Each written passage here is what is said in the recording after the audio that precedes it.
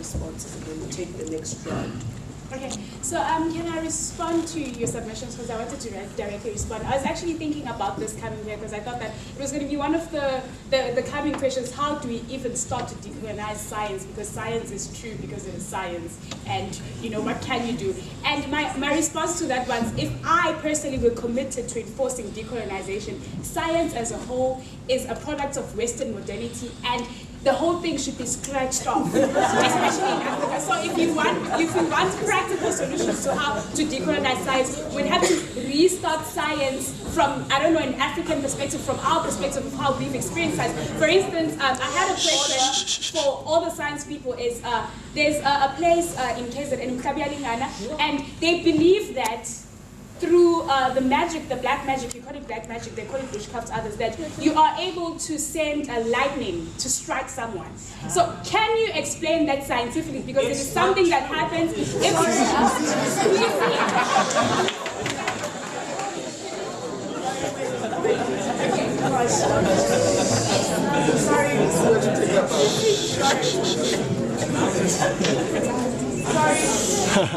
Sorry.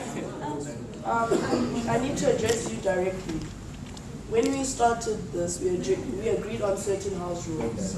Okay. And by you doing that, you're disrespecting the sacredness of the space. And so I'd like to ask you to first please apologize to the panel directly. And then number two, understand the rules that we went by in the space.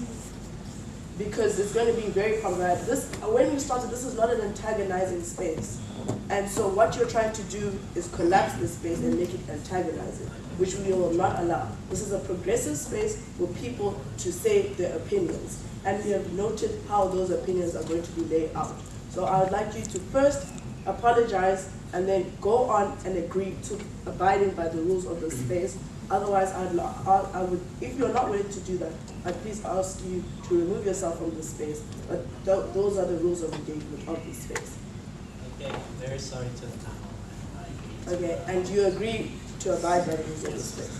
Thank you. Please carry on. So I will finish. See, that very response is the reason why I am not in the science faculty. I did science throughout my high school years, and there was a lot of things that I just, but it's fine. But Western modernity is the direct antagonistic factor to decolonization, because Western knowledge is totalizing. It is saying that it was Newton and only Newton who knew or saw an apple falling, and then out of nowhere decided that gravity existed and created an equation, and that is it. For whether people knew Newton or not, or whether whatever happens in Western Africa, Northern Africa, the thing is, the only way to explain gravity is through Newton, who sat under a tree and saw an apple fall.